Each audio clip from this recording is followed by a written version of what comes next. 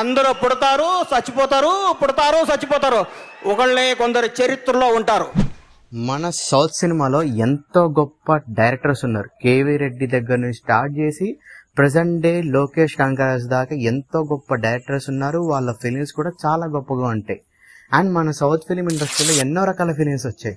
From periodic films, folklore and devotional films, love drama, action drama, commercial cinema, comedy cinema, romantic cinema, adult film, action film and దీనికి వచ్చి character driven films. ఎన్ని సినిమాలు ఉన్నా సరే ఆ సినిమాలు ఈ డైరెక్టర్స్ ఇస్తే ఒక జోన్లో ఉంటాయి, అండ్ ఇప్పుడు నేను చెప్పబోయే ఈ డైరెక్టర్ తీస్తే ఇంకొక జోన్లో ఉంటాయి.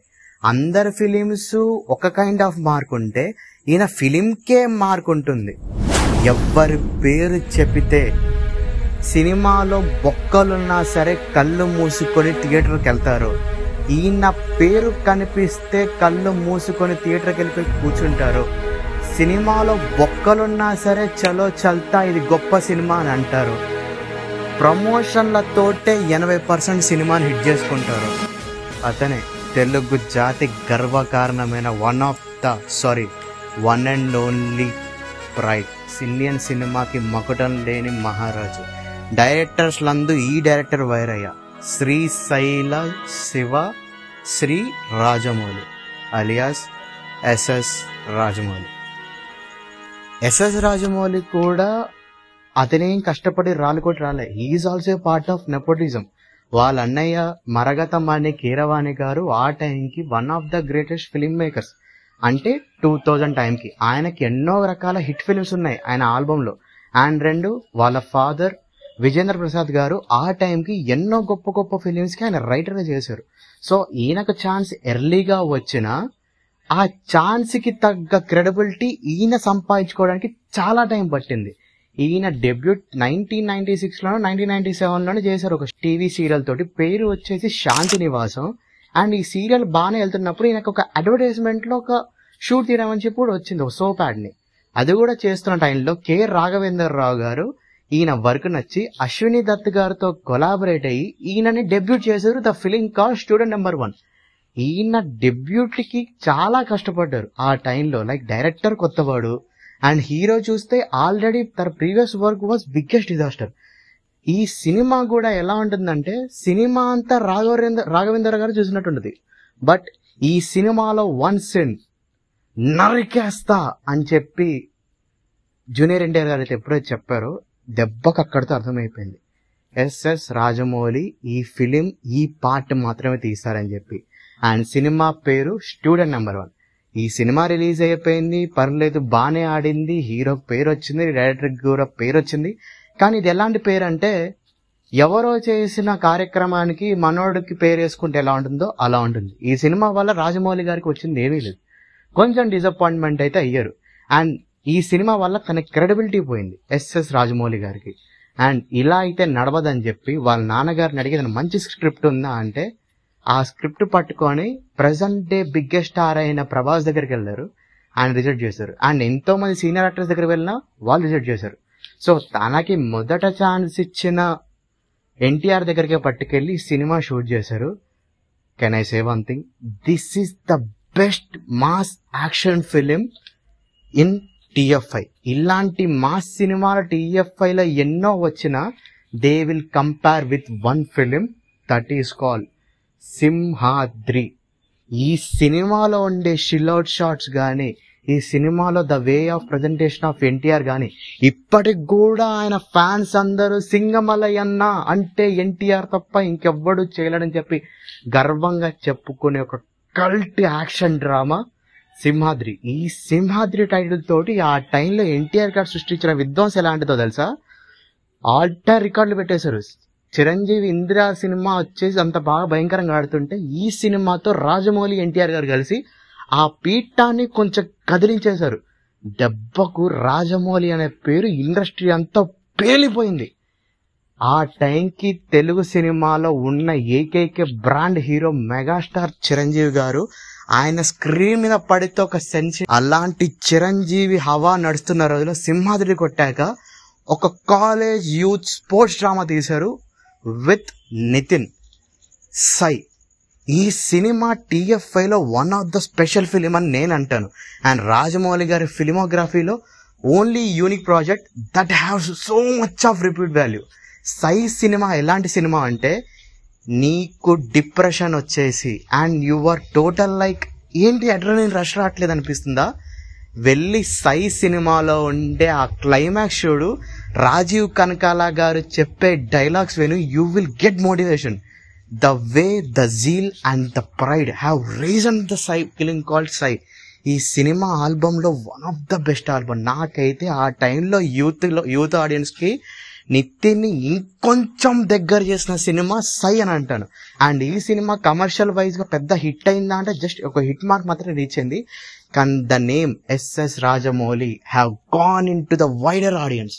అండ్ ఈ సినిమా క్రియేట్ చేసిన సెన్సేషన్ ఎలాంటిదంటే ఆ టైంలో కిడ్స్ అండ్ యూత్ అంతా నితిన్ గారు వేసే షర్ట్స్, టీ-షర్ట్స్ ఇవి వేసుకున్నారు. అండ్ ఈ సినిమాలో album is a unanimous hit. And Rajamouli గారి ఫిలిమ్స్లో వాళ్ళ అన్న కీరవాణి గారి సాంగ్స్ ఆర్ 30% ఇట్.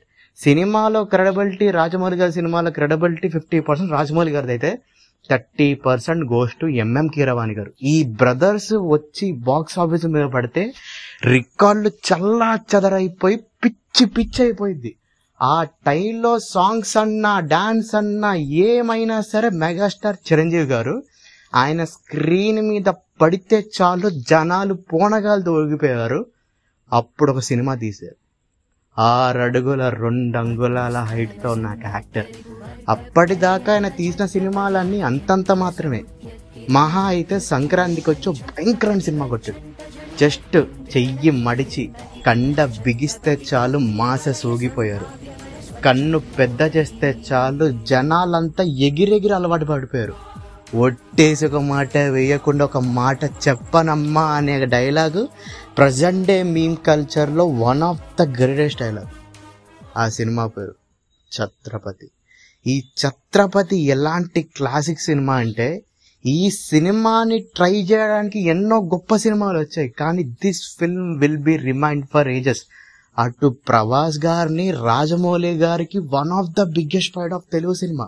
ఇప్పటికి కూడా ఏదైనా అమ్మ సెంటిమెంట్ సినిమా వస్తే you will compare with Chatrapathi. ఈ సినిమాలో ఉండే షార్క్ CJ షాట్లు ఉంటాయండి, బుర్రపాడు మైండ్ పోతూ ఉంటుంది. ఇది 2005లో వచ్చింది. ఆ టైంలో షార్క్ సీక్వెన్సెస్ అర్థం చేసుకోండి ఏ రేంజ్ ఎలివేషన్ ఇచ్చాడు ప్రభాస్కి Chhatrapati. For ever grateful for this project. And Rajamouli garu ఈ టైంలో ఆయన పేరు భయంకరం పెంచుకున్న టైంలో ఇద్దరు యాక్టర్స్ ఆయన ఫిలిం యొక్క ఫిల్మోగ్రఫీని, ఆయన ఫిలింని డామినేట్ చేశారు. ఒక సినిమా విక్రమార్కుడు, ఇంకొక cinema Yamadonga. First I will like to talk about Vikramarkudu ఎలాంటి సినిమా అంటే అప్పటిదాకా మీరు చూసిన రవితేజ ఒకటి, ఈ సినిమా తర్వాత మీరు చూసిన రవితేజ ఒకటి. రాజమౌళి గారు ఆయన యాజ్ యూజువల్గా ఆయన సినిమా తీశారు, కానీ విక్రమార్కుడు ఏమనిపిస్తుంది అంటే రాజమౌళి గారి డైరెక్షన్ వర్క్ కూడా టోటల్గా బిస్కట్ అయిపోయింది ఆయన యాక్టింగ్ ముందు. సో ఈ సినిమా వల్ల రాజమౌళి గారికి వచ్చిందేం లేదు, బట్ రవితేజ చేసిన విక్రమ్ సింగ్ రాథోడ్ అనే క్యారెక్టర్ ఒక కల్ట్ క్యారెక్టర్గా మారిపోయింది. ఇప్పటికి కూడా విక్రమ్ సింగ్ రాథోడ్ అంటే కోరమిసం పెట్టుకొని కళ్ళ ఎర్ర చేసిన ఒక పోలీసోడు కనబడతాడు, ఆ పోలీసోడు చేసిన విక్రమ్ సింగ్ రాథోడే కనబడతాడు. అంతటి భయంకర పర్ఫార్మెన్స్ ఇచ్చాడు Raviteja. And then next Yamadonga. ఈ ఫిలిం చూసుకుంటే ఎంటైర్ రాజమౌళి గారి కెరియర్లోనే వన్ ఆఫ్ ద లేకి సినిమా, లుచ్చా సినిమా, బోరింగ్ ఫిలిం అండ్ టోటల్గా క్రింజ్ వర్తి అయితే ఉంటుంది.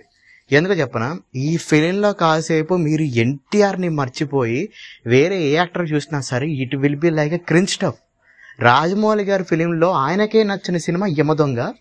ఇది ఆయన ప్రొడక్షన్లో తీశారు, విశ్వామిత్ర ఆర్ట్స్ అని చెప్పి. ఇది నాకు పర్సనల్ నచ్చదు, బట్ ఆ సినిమా కూడా పర్లేదు, బాగానే ఆడింది. ఈ టైం ఎలా అయిపోయిందంటే రాజమౌళి గారికి ఏంటి, ఈయన ఏవో గొప్ప గొప్ప సినిమాలు తీశాడు అనుకుంటే మళ్ళీ అదే కమర్షియల్ ఫార్మాట్ సినిమా తీస్తున్నాడు అని చెప్పి ఇండస్ట్రీ నుంచి భయంకరంగా టాక్ వచ్చింది. సక్సెస్ రేట్ ఉన్నా సరే ప్రతి ఒక్కరూ మోక్ చేసేది ఒకటే, ఈయన స్టార్లను పెట్టుకొని నిస్తున్నాడు తప్ప ఇంకేం చేస్తలేడరా అని అనుకున్నాడు. అండ్ ఈ టైం ఎలా అయిపోయిందంటే రాజమౌళి గారికి ఇట్స్ లైక్ తను తీస్తున్న 2 previous films are box office biggest success, కానీ ఆయనకు పేరు 0. ఆయన ఒకటే ఫిక్స్ అయ్యారు, ఇలా అందరూ తీసే కమర్షియల్ సినిమాలు తీస్తే నేను పైకి ఎదగాలనుకున్న దాన్ని ఎదగలేని, ఎప్పటికీ పైకి రాలేను. అప్పుడు ఒక రిస్క్ చేశాడు, ఇండస్ట్రీకి వచ్చి ఒకటే సినిమా తీశాడు. అండ్ ఈయన చూస్తే ఇప్పటిదాకా తీసిన ప్రతి సినిమా ఫ్లాప్ కాలేదు. ఇద్దరు కొలాబరేట్ అయ్యి 1 సంవత్సరం 4 నుంచి 6 నెలలు కలిసి ఒక సినిమా షూటింగ్ తీశారు. అండ్ ఆ టైంకి సౌత్లోనే హైయెస్ట్ బాక్స్ ఆఫీస్ మార్కెట్ ఉన్న తమిళ ఇండస్ట్రీ తర్వాత అంత బడ్జెట్ పెట్టింది ఈ సినిమాకి. అరౌండ్ 42 crores దాకా బడ్జెట్ పెట్టారు. అండ్ ఆ సినిమా పేరు మగధీర. మగధీర ముందు రాజమౌళి ఒకటి, మగధీర తర్వాత రాజమౌళి ఒకటి. ఈ సినిమా కోసం కేవలం రాజమౌళి, రామ్ చరణ్ మాత్రమే మాట్లాడకూడదు. ఈ సినిమాలో మ్యూజిక్ తమన్ గారు కానీ, సెట్ వర్క్ కానీ, పీటర్ హైన్స్ యాక్షన్ కానీ, సినిమాటోగ్రాఫర్ సెంథిల్ కానీ, ఎవ్రీవన్ వాళ్ళ లైఫ్ రిస్క్ చేసి మొదటిసారి పెట్టారు. ఈ సినిమా కానీ పోయి ఉంటే రాజమౌళి అనే డైరెక్టర్ కెరియర్ ఫినిష్ అయిపోయింది. రామ్ చరణ్ తన కెరియర్ మొదట్లోనే పెద్ద డిజాస్టర్ ఫేస్ అయిపోయి ఎక్కడికి వెళ్ళిపోయేవారు. ఒక రిస్క్ చేశారు ఇద్దరు కలిసి. కట్ చేస్తే సౌత్ ఇండియాకి ఆ టైంలో రోబో తర్వాత, రోబోకు ముందు వచ్చింది కాబట్టి south India industry hit Magadheera. Centre wide చూసుకున్న, ఏ రకంగా చూసుకున్నా ఆ టైంకి ఆల్ టైమ్ రికార్డులు పెట్టిన సినిమా మగధీర. అప్పుడు రాజమౌళి గారు స్టేట్మెంట్ పాస్ చేశారు, ఏంటంటే నేను అందరిలాగా మాసెస్లో ఎదగడానికి రాలే, గేలెట్టి గెలకడానికి రాలే, ఏలైడానికి వచ్చినా అని చెప్పి వేసిన స్టాంప్ పేరే ఎస్ఎస్ రాజమౌళి ఫిలిం. ఈ ఎస్ఎస్ రాజమౌళి ఫిలిం అనే ఒక బ్రాండ్ కాస్త, పేరు కాస్త మారిపోయి ఎక్కడికో వెళ్ళిపోయింది. ఫస్ట్ టైం తెలుగు సినిమా అనే చరిత్రకి దుమ్ము దులుపు దులిపేసి నేషనల్ వైడ్ అప్పీల్ వచ్చిన సినిమా మగధీర. అండ్ ఈ సినిమా గురించి మాట్లాడాలంటే తక్కువ మాట్లాడడం తప్ప ఎక్కువ మాట్లాడితే ఎన్నో మర్చిపోయి ఉంటాయి. సో మగధీర గురించి ఇంత భయంకరంగా పేలాక అదే ఇండస్ట్రీలో ఒక బిగ్గెస్ట్ ప్రొడ్యూసర్ అండ్ ఇంకొంతమంది ప్రొడ్యూసర్స్ ఏమన్నారంటే, రాజమౌళి గారు స్టార్లను పెట్టి తీస్తే మాత్రమే రెవెన్యూ వస్తుంది, ఇందులో ఈయన పీకింది ఏంటిది, వాట్ డస్ హీ డన్, స్టార్లకు వచ్చే డబ్బులతోటి ఈయన క్రెడిబిలిటీ వచ్చిందేమో అని చెప్పి ఫీల్ అయిపోతున్నారు అని చెప్పి ఒక ఈవెంట్లో ఆయనకు అవమానం జరిగింది. దాని రిజల్టే మర్యాద రామన్న. సునీల్ గారు ఆ టైంకి సినిమాల్లో హీరోగా చేయలేదంటే చేశారు, లైక్ అందాల రాముడు కానీ ఇంకొన్ని చిన్న చిన్న సినిమాలైనా హీరో చేశారు, కానీ proper solid hero cinema was మర్యాద రామన్న. అండ్ ఈ సినిమా ఏం ప్రూవ్ చేసిందంటే, నాకు స్టార్ హీరోలు ఏం అక్కర్లేదు, నేను తీస్తే స్టార్లు అవుతారు అని చూపించిన సినిమా మగధీర. సునీల్ గారు అప్పటిదాకా కమిటీగా ఎన్నో రకాల యాక్టింగ్ చేశారు, కానీ మర్యాద రామన్నలో మాత్రం he did the performance. And Rajamouli garu ఈ ఫిలింతో కూడా ఆ టైంకి టైర్ 2లోనో టైర్ 1లోనో బెంచ్ మార్క్ అనుకునే 50 కోట్ల గ్రాస్ అని కొట్టారు. And it was done a huge business. And Rajamouli గారు మళ్ళీ స్టేట్మెంట్ పాస్ చేశారు, నాకు స్టార్లు అక్కర్లే, నేను చేస్తే స్టార్లు అవుతాను అని చెప్పిన సినిమా మర్యాద రామన్న. అయితే ఈసారి నాకు హీరో కూడా అక్కర్లేదు, జస్ట్ వాయిస్ కూడా అక్కర్లేదు, ఈగను పెట్టి సినిమా తీస్తా అని తీసిన one of the most expensive project of TFI. ఆ టైంలో దాదాపుగా 60 కోట్లు బడ్జెట్ పెట్టి, 60 కాదు 52 కోట్ల బడ్జెట్ పెట్టి తీసిన సినిమా ఈగ. ఈ ఈగ సినిమా ఎలాంటి సినిమా అంటే, ఇప్పుడు రాజమౌళి అనుకున్నా సరే అలాంటి సినిమా తీయలేడు. ఒక ఈగతోటి తెలుగు రాష్ట్రాల్లో ఉన్న జనాల మనసును కుదిపేశాడు, నాని అనే ఒక ఈగతోటి. ఈ సినిమాలో నాని గారు ఉంటారు, బట్ ఆయన ఆ టైంకి స్టార్ కూడా కాదు, జస్ట్ ఒక చిన్న 10 నిమిషాల క్యారెక్టర్ మాత్రమే. ఒక ఈగతోటి ఈయన సృష్టించిన విధ్వంసం. మగధీర ఆ టైంకి సౌత్ ఇండియాలో నెంబర్ 1. ఆ నెంబర్లు కొట్టలేరు అనుకుంటే ఈ సినిమా దాదాపుగా నెంబర్ దాకా వెళ్ళింది. And it proves a statement, రాజమౌళికి హీరోలు అక్కర్లేదు, రాజమౌళియే హీరోని తయారు చేస్తారని చెప్పి.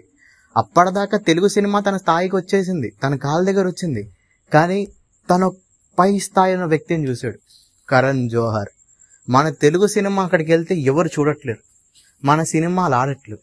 ఏంటి ఎన్ని గొప్ప సినిమాలు తీసినా సరే ఆడికి వెళ్ళట్లేవు. బట్ వాళ్ళు తీసే లేఖి సినిమాలు మన తెలుగులో ఉండే తెలుగు వాళ్ళు చూస్తున్నారు, హిందీ సినిమాలు చూస్తున్నారు. ఒక్కడికి బలంగా అనుకున్నాడు, దేవుడా ఒక్కసారి ఓ పెద్ద సినిమా తీద్దాం, పోతే పోయింది ఏమైనా అనుకోండి, పెద్ద సినిమా తీద్దాం అని చెప్పి ఆ టైంకి ఒక రాజుని వేసుకొని రాజ్యాన్ని క్రియేట్ చేయడానికి, తెలుగు సినిమా అనే సింహాసనాన్ని కట్టడానికి వెళ్ళాడు. రాజమౌళి అండ్ ప్రభాస్, రాణా ముగ్గురు కలిసి ఒక తపస్సు చేశారు. ఆ తపస్సు యొక్క ఫలితమే బాహుబలి. ఈ బాహుబలి అనే సినిమా దాదాపుగా 500 రోజుల వర్కింగ్ డేస్ తోటి ఫస్ట్ పార్ట్కి 250, సెకండ్ పార్ట్కి 230 కోట్ల బడ్జెట్. ఆ టైంకి సౌత్ ఇండియాలో కాదు ఇండియాలోనే హైయెస్ట్ బడ్జెట్ సీక్వెల్ అయిన ఫిలిం ఇది. అండ్ ఈ సినిమా జరిగిన బిజినెస్ ఫస్ట్ పార్ట్కి ఏమో దాదాపు 150 కోట్లు. ఆ టైంకి ఇండస్ట్రీ హిట్ నెంబర్ అది. 150 కోట్ల గ్రాస్ వచ్చిన సినిమా అత్తారింటి దారేది. అండ్ 150 కోట్ల షేర్ మార్కెట్లో ఫస్ట్ సినిమా పెట్టుకొని వచ్చారు. And this film have made first part తోటి 500 కోట్లు, సెకండ్ పార్ట్ తోటి ఇండియాలో ఈ సినిమా నెంబర్ ఇప్పటికీ కొట్టలేదు. బాహుబలి అనే సినిమా తోటి ప్రభాస్ రాజుని కాస్త పాన్ ఇండియన్ స్టార్ గా మార్చాడు. రాజమౌళి కాస్త సింహాసనానికి అధిపతిని చేసింది. ఈ బాహుబలి గురించి మాట్లాడాలంటే గుండెల నుంచి వచ్చే ప్రేమ తప్ప ఇంకేమీ కనబడలేదు. Baahubali is not just a movie which was entertainment for 4 hours 50 minutes. Baahubali is a kind of an epic. Baahubali the epic గురించి వీడియో కావాలంటే ఖచ్చితంగా కామెంట్ చేయండి, వస్తుంది బాహుబలి ద ఎపిక్ వీడియో కూడా. అండ్ బాహుబలి గురించి మాట్లాడాలంటే ఎన్నో ఉన్నాయి, సెన్సేషన్ గురించి మాట్లాడాలంటే ఎవ్రీథింగ్. కానీ ఈ వీడియో గురించి చెప్పుకుంటే it will B Baahubali video. And Rajamouli గారు బాహుబలి సృష్టించిన విధ్వంసానికి బాలీవుడ్డే సలాం అయ్యి ఆ టైంకి 28 of 28 స్టేట్స్లలో 29 of 28 స్టేట్స్లలో ఇండస్ట్రీ హిట్ అయింది. అండ్ ఈ బాహుబలితో స్టేట్మెంట్ చేశాడు, బాహుబలి ఎస్ఎస్ రాజమౌళి పేరు కాదు, ఇట్స్ అ బ్రాండ్ అని చెప్పి గుద్దాడు. అండ్ ఈ బ్రాండ్ బలంగా పడిందో లేదో తెలుసుకోవడానికి ఇద్దరు స్టార్స్, తనకి మొదటి ఇండస్ట్రీ హిట్ ఇచ్చిన రామ్ చరణ్ అండ్ తనకి మొదట ఛాన్స్ ఇచ్చిన హీరో జూనియర్ ఎన్టీఆర్. వీళ్ళిద్దరు నార్త్లో అంత ఫెమిలియర్ ఫేసెస్ కాదు. మేబీ రామ్ చరణ్ జంజీర్ తీసాడు, it's was a disappointment for Ram Charan. ఇద్దరు తెలియని ఫేసెస్తో ఇద్దరు ఫ్రెండ్స్ని వాళ్ళ మధ్యలో ఉండే ఆఫ్ స్క్రీన్ ఫ్రెండ్షిప్ని ఆన్ స్క్రీన్ ఎమోషన్గా మార్చి ఒక ఇద్దరు గొప్ప క్యారెక్టర్స్ అల్లూరి సీతారామరాజు అండ్ కొమరం భీమ్, ఇద్దరు అన్ఐడెంటికల్ తెలుగు క్యారెక్టర్స్ తోటి నేషనల్ వైడ్గా తీద్దాం అనుకున్న సినిమా RRR. ఈ RRR అనేది మీరు ఒక ఫోక్లోర్ యాక్షన్ డ్రామా పీరియాడిక్ ఫిలింగా చూస్తారు. I see the friendship of SSR, junior NTR, Ram Charan. వీళ్ళ మధ్యలో ఉండే ఒక బెస్ట్ ఫ్రెండ్షిప్కి వచ్చిన రిజల్టే RRR. ఈ RRR గురించి మాట్లాడాలన్నా కూడా it's like an epic film. ఇలాంటి సినిమాలు మళ్ళీ TFIలో వస్తాయంటే రావు. ఇండియన్ సినిమాలో ఇలాంటి సినిమాని తీయగలరా అంటే నో. ఈ RRR అనే cinema it's not about effort, it's not about anything, it's about friendship. ఒక ఫ్రెండ్ తన ఫ్రెండ్స్ కోసం ఒక గొప్ప చిత్రాన్ని తీస్తే ఎంత భయంకరమైన విధ్వంసం సృష్టిస్తుందో ఒక ఫ్రెండ్షిప్ కి ఆన్సరే RRR. ఈ RRR లో ఉండే నాటు విధ్వంసం ఎలాంటిదంటే golden globe, national award, filmfare award, SIIMA awards నుంచి తన్నుకొని తొక్కుకుంటా పోయి మనల్ని ఎవడరా ఆపేదని చెప్పి ఆస్కార్ కొట్టి తెలుగు సినిమా, ఇండియన్ సినిమా కాదు ఇంటర్నేషనల్ సినిమాకి పరిచయం చేసిన one and only director SS Rajamouli, the brand.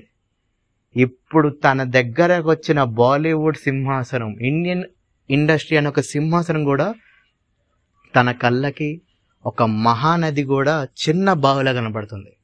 ఇప్పుడు మళ్ళీ బయలుదేరాడు. ఈసారి తెలుగు సినిమా మహారాజుని వేసుకొని ఇంటర్నేషనల్ని గ్లోబ్నంతా పగలగొట్టడానికి వెళ్తున్నాడు గ్లోబల్ ట్రోటర్ తోటి. ఈ సినిమాతోటి రాజమౌళి గారి అనే బ్రాండ్ కాస్త సీల్ అవ్వాలి.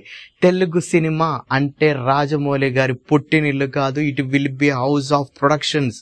కొడితే దిమ్మ తిరిగిపోవాలి అన్ని రేంజ్లోని సినిమా అవ్వాలని రాజమౌళి గారు కోరుకుంటూ our team reviews blogger wishes you happy birthday sir. And ఈ వీడియో ఇక్కడ దాకా వచ్చారంటే ఖచ్చితంగా మీ వీడియో నచ్చిందని అనుకుంటున్నాను.